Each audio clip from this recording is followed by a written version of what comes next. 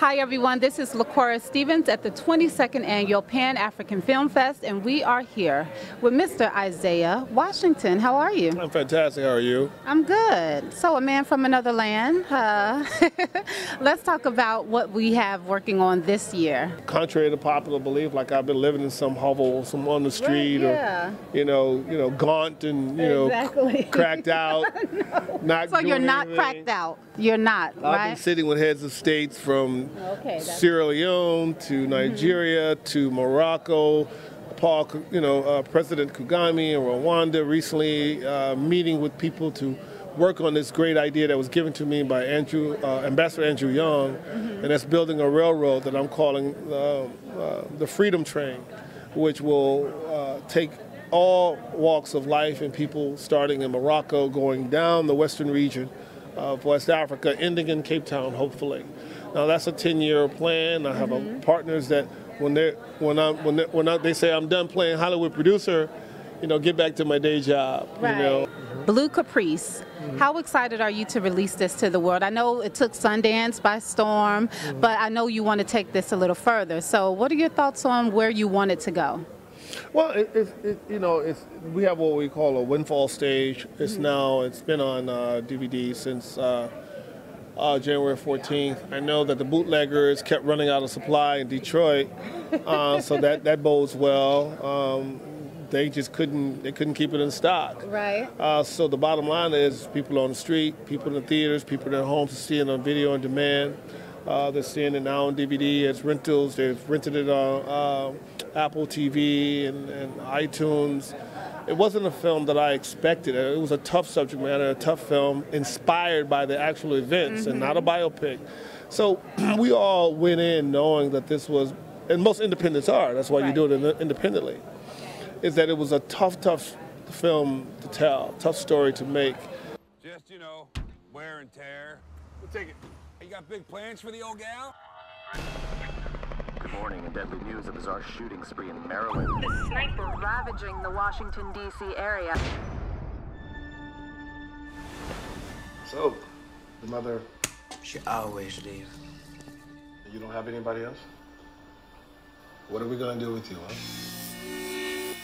A few bodies. More than a few bodies. Random target. Total chaos. You see my son anywhere? It's not really your son, is he? What are you doing, dude? How many people have you killed? I'm sorry. Die! Die! The sniper must be able to calmly and deliberately kill without an apparent reason. The sniper must not be susceptible to emotions such as anxiety or remorse. Go. Go.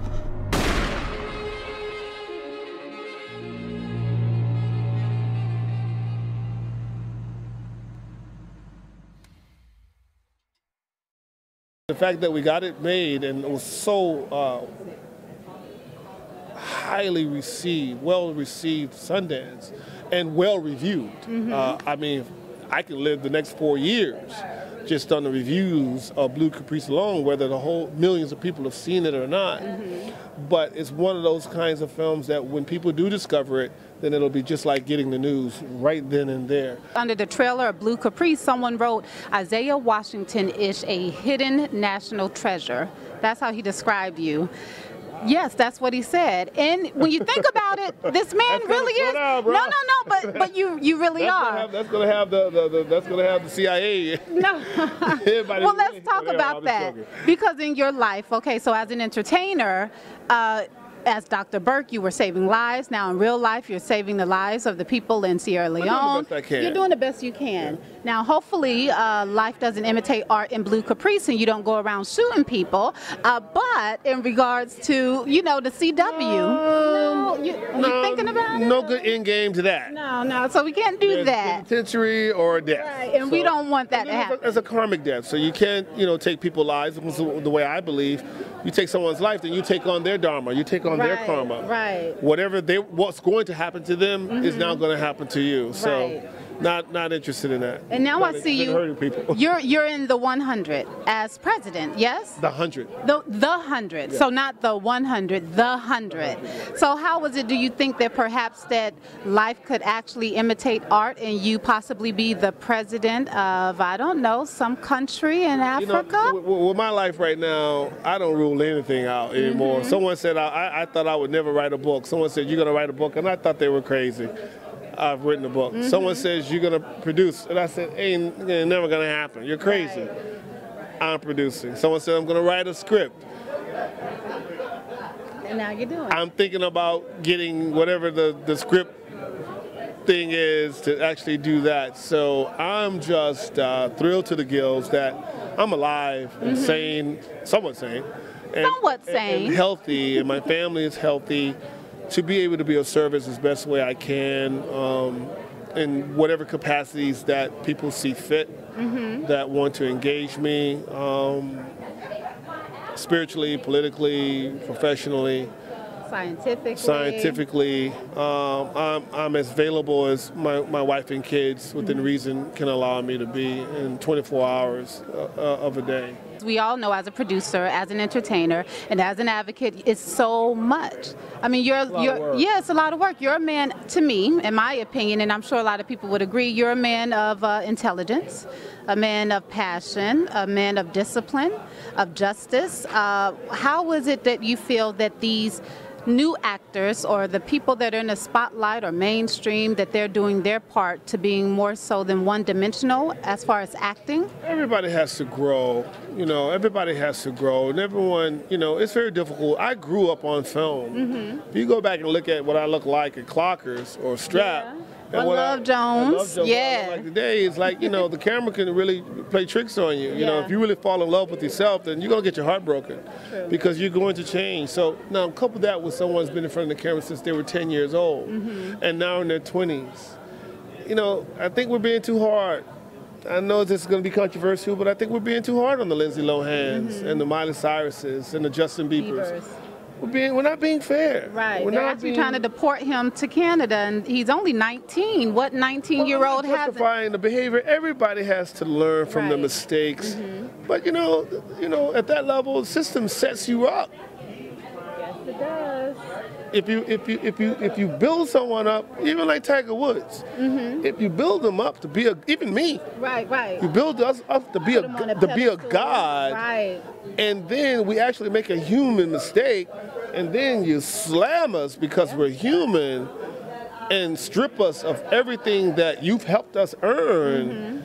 I think, everybody has to take a look at that. Now, I'm not justifying any ill behavior, mine or mistakes or missteps. Hey, I've had many and more I've had behind the scenes, and I will have them yesterday and tomorrow. Right. But to destroy a human being's name and everything that they say they love, that, because when you destroy somebody and you take them out, then you've taken out everybody that's on their payroll, whether they deserve to be there or not. Every foundation that they support, every housekeeper, everyone. When you take them out, then that means you have now taken that income from someone else, because that person has to downsize or has to revamp, their business model for themselves. Right. So you're not just hitting that person, you're hitting any and everything that they're attached to. Now, the responsibility of us celebrities is just that, to be always cognizant of that at all times. Right. But it's hard. Even President Obama says he's made mistakes in judgment. It happens. It happens. But how we don't get the pass as African American celebrities, particularly, I think is something that the general public has to look at and speak out on. When you said that even yourself, when you make mistakes or when things have happened in the past, do you feel like Hollywood turned their back on you, or did you feel like... I was never a part of Hollywood. No. I came out here with, if you look at early in my career, I came out here with goatees and locks. I did whatever the heck I wanted to do because I was trying to send a message to you and Savon. And what's that message? It's all right to have a nappy head and be intelligent. All right. Now, I don't agree with nappy. I don't like that word. What about kinky? To you before. What about kinky? You look at the negative connotation on the word nap, but if you look at the nap, it means rough. Okay. Just like this has rough. A nap. Okay. It's not, you look at it as a negative connotation. I look at it old enough in my generation when nappy wasn't negative. Mm-hmm. But see, we could even look at the N-word in a sense, and a lot of people still feel that it's okay. I don't have time for that argument. I'm old enough to know better that N-word is never okay. And I agree. But other people will have an argument. I know that argument. I'm not going to waste my time on that. But all I know is if I see my mother or I see my brand new baby, I'm not going to be using the N-word in front of that child. Right. So if it's not okay in that situation, why would it ever be okay? Why is it okay Absolutely. in any other situation if you don't want to raise your child to say that on the day they start to speak and walk and talk? I agree. See, this is what I'm talking about, intelligence, justice. This right here, Isaiah Washington, a man from another land. Yeah. Okay, so can I just ask you a few questions about some hot topics going on right now? I've been ignorant to Michael Sims. I'm just not figuring that out. Oh, okay. I didn't know who he played for or who he was until 3 other interviews ago. So I just say Hercules, Hercules, Hercules. Okay. Obamacare. Hey, I believe all people need to have health care. Period. Everyone, I'm in Canada. They seem to be doing just fine. Yeah, you're right about that. I was there and I said, these people look all right. They look happy to me. Yeah, they complain a lot about the taxes they take out to provide that service. Yeah. But they don't have to wait in line when they're sick or dying. Exactly, because I have to wait in line. I don't want to wait. Hey, now what about the Trayvon Martin, George Zimmerman? He was set to fight DMX. That's ridiculous to me and disgusting. Oh, all right, okay. That's ridiculous to me. That's just my opinion. I'm sure, people trying to make money for their families, but I don't think that's the way to go about it. Absolutely. I think that the nerves are still too raw to put on a display like that. That's no different than having Otabanga himself, an African out of the Congo, put on display in a zoo. On my 18th year anniversary, my wife and I will be right here at the Pan-African Film Festival supporting and doing a Q&A and supporting Stacey Muhammad on her screening of For Color Boys. And then you're going to go home and rub her feet? That's too much information now. Oh, okay. Hey, ain't none of your damn business. Lord, I just thought maybe the world would like to know if Isaiah, a man from another land, you know that ain't your dog massage some feet. Yeah, that's going to be like me asking who you were with last night. Nobody, myself. I don't know. That hair don't look like it belongs to you. Oh, you need to stop it, Isaiah. I was editing last night. That's what I was doing. With whom? Myself. Yeah, right. Stop. This is Isaiah Washington, the man from another land. Blackbird, Blue Caprice, and The 100. You guys make sure. And Stacey Muhammad's web series For Color Boys. For Color Boys, and I saw the first episode. It was pretty good. Oh, you didn't get through all 8? I didn't get through all of it. Like I said, I was editing. Exactly. You get the pass. That's right, I get a pass.